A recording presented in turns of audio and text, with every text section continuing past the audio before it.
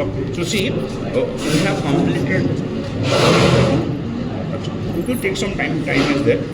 So see, we have completed anterior canal fossa, middle canal fossa. Now is the posterior canal fossa. Okay. See the posterior canal fossa. What is divisive line from middle canal fossa? See this. This is petrostemporal. This is its upper border. So upper border petrostemporal separates middle canal fossa from posterior canal fossa. So see, this is the petrostemporal. This is the upper border. On this side, same petrostemporal upper border. So the upper border of petrostemporal separates the middle canal fossa from the posterior canal fossa. So petrous part of temporal bone, superior border, upper border, it separates the middle canal fossa from the posterior canal fossa. Okay. So what you get in the posterior canal fossa, the first thing on the lateral side is this part of petrostemporal, and see this part of petrostemporal is actually its posterior surface. Okay. So this is the posterior surface of the petrostemporal that you get in the very front part. Posterior part of petrostemporal that you get in the very front part of the posterior canal fossa. So here on this surface, see my pen, it is entering into meatus. Okay, so it is entering meatus. See, this is the meatus. Okay, this meatus is called internal acoustic meatus. Okay, this is the internal acoustic meatus on the posterior surface of the petrous part. On this side, you can see the same thing. See, this is the internal acoustic meatus on the posterior surface of the petrous part of the temporal bone. Okay, this is the internal acoustic meatus. Okay, internal acoustic meatus. They often probe it and ask, obviously, what passes through it? Two cranial nerves, 7 to 8, facial and vestibulocochlear, and there is artery, labyrinthine artery. The labyrinthine artery is supplying the internal ear. Other name of internal ear is labyrinth. Okay. Then what you get? See, you can find here the petrous part of temporal. This place is the upper border, is related to supraperipheral sinus. This is related to supraperipheral sinus. This is related to infraperipheral sinus, that is between the petrous part of temporal bone and the occipital bone. And you can find a large groove here, that is for the sigmoid sinus. Okay, so see over here, this border is for the supraperipheral sinus. This border lower is for the infraperipheral sinus, and this large groove is for the sigmoid sinus. Okay, so see, this is the border, upper border for the supraperipheral sinus. Here in the lower part is the infraperipheral sinus, and this is the place for the sigmoid sinus, large groove. So this is the place for supraperipheral sinus. This is the place for infraperipheral sinus, that is between the occipital bone and the petrostemporal, and this is the place for the sigmoid sinus. So these three sinuses are related to three parts of the petrostemporal here. Then you know this, the foramen magnum. So just let me repeat, because these things you don't usually get time to read before the exam. Okay, what is passing in foramen ovale, what is passing in foramen magnum. The foramen magnum has got two compartments. Okay. So anterior and posterior, how? The ulnar ligament. The ulnar ligament are coming from the dens of the axis and getting gathered to the inner part of the occipital condyle. Okay, so that we get an anterior compartment in the foramen magnum and posterior compartment. The anterior compartment of osteoligamentous compartment, because it passes to ligaments and the bone. Okay, so bone is occasional dens of axis. Ligaments are usual ACM, you know, apical, cruciate and membrane tectoria. Apical ligament, cruciate ligament and membrane tectoria. Okay, that is the anterior compartment. What is the posterior compartment? Lower part of medulla oblongata, all the meninges surrounding it. Which arteries? Three. Fourth part of vertebral artery, antispinal artery, postspinal artery, three sets, and which nerve? Spinal axis, but occasionally part of cerebellum known as tonsil. Okay, so this is the foramen magnum. You can never forget in your life. Okay, but where it is, then see, just in front of foramen magnum there is a slope of bone. Okay, see, this is foramen magnum. In front of there is a slope of bone. This slope in front of foramen magnum. Okay, so there is a foramen magnum in front of this slope. This slope is called clivus. Okay, so what is attached to the clivus? The same three ligaments that pass in the anterior compartment of foramen magnum: apical ligament, cruciate ligament, and membrane tectoria. And how is it formed? See, this is basilar part of the occipital bone, and here is body sphenoid, that is particularly called basis sphenoid. The clivus is formed, you can simply tell by the fusion of basilar part of occipital bone and body sphenoid. Okay, and in the living, what is lying on the slope? Pons and medulla. Okay, in the living, pons and medulla lie on the slope called clivus. Okay, then you see over here, this is the jugular foramen. See, okay, so we have seen it on the norma basalis, jugular foramen. On the inside, this is the jugular foramen. This is the jugular foramen. Okay, so see, this is the jugular foramen. Okay, so jugular foramen on the norma basalis we have seen this is the jugular foramen. Correspondingly, in the cranial fossa, this is jugular foramen. See, this is the jugular foramen. We have seen it in norma basalis. This was the jugular foramen. So this is the jugular foramen from the aspect of the cranial fossa. Jugular foramen. On this side, this is jugular foramen. Okay. So this is the jugular foramen over here. This is jugular foramen over here. Okay. So again, very commonly proved, and the side question is always the same. structures passing through it, 3 compartments. What is passing in the anterior compartment? Inferior petrosal sinus. What is passing in posterior compartment? Internal jugular vein. What is passing in the intermediate compartment? Cranial nerve number 9, 10, 11. Also, books give you meningeal branch of ascending pharyngeal artery and the mesenteric vein. But if you drop this from that 1 mark side question, it's okay with most of the teachers. Okay.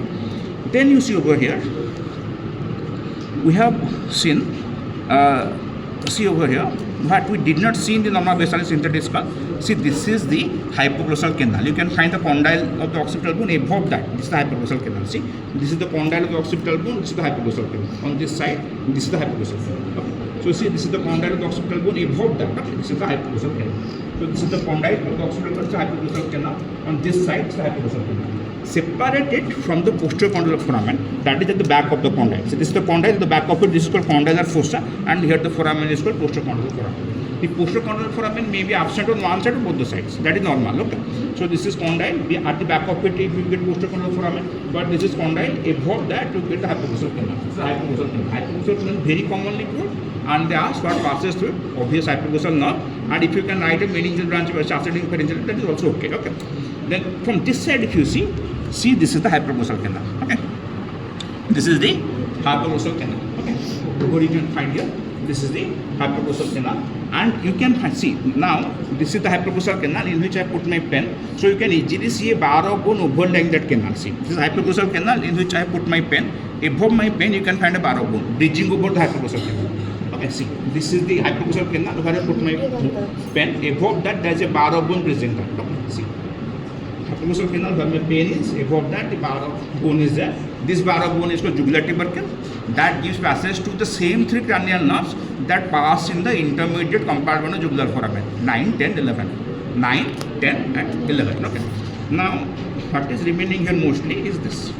The inner surface of the occipital bone squamous part. You see, you know the foramen magnum divides occipital bone in 3 parts. On either side are the condylar parts. Above and behind the expanded part is called the squamous part, expanded flat part, and in front of foramen magnum, this is the basilar part of the occipital bone. Okay. So what you find here in the occipital bone squamous part inner surface, a cross. Okay.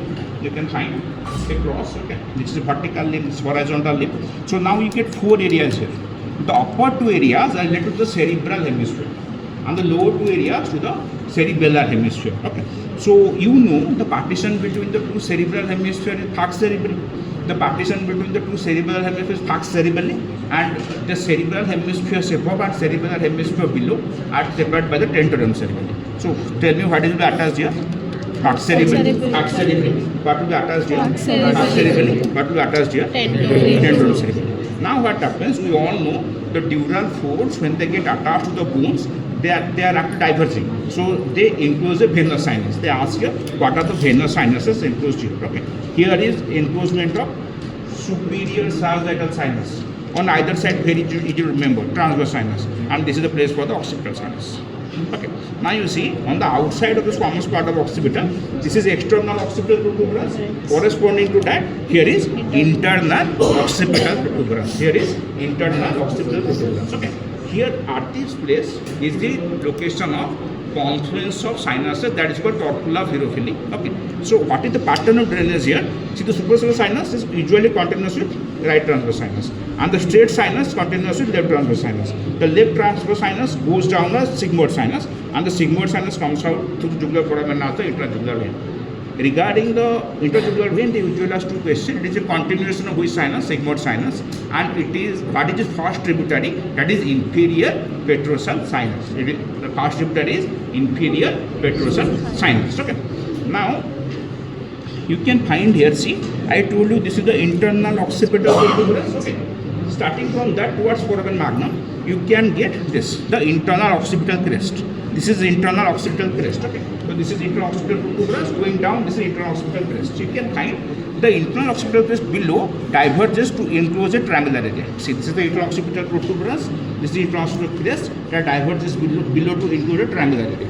Okay. So this is the internal occipital crest that diverges below to include a triangular area. That is the Vormian fossa because it gives place to the inferior cornice of cerebellum. You know the 2 cerebellar hemispheres are joined together by the cornice, midline valvular structure. Part of it on the superior surface is called superior cornice. Similarly, there is an inferior surface inferior vermis. So this is the place where the inferior vermis is located. Okay. The last thing is the attachment of tentorium cerebelli here. See, the tentorium cerebelli is attached so that above there is cerebrum, below there is cerebellum. So this is exactly the place where it is attached. See, the tentorium cerebelli has got a fixed margin or attached margin and a free margin. So what is the attachment of fixed margin? To the lips of transverse sulcus, then to the superior part of petrous tempora, then to the posterior cranial process, which you know is from dorsum soli. Okay, so this is attached behind the fixed margin, attached behind the transverse sulcus, then to superior part of petrous tempora, then to posterior cranial process, which are part of dorsum soli. Now from that, one extension is to the anterocranial process, and the middle part of that is free. Okay, so that extension to the anterocranial process is only attached at two extremes. Middle part is free, so that is the free margin. Who can tell what will be passing in the free margin? That is called tentorial notch. What is passing through there? See, here is pons medulla. So just above that, the tentorial notch what is passing? Midbrain. Okay, midbrain passing here. That is followed by the pons and medulla, which lie like this. This much.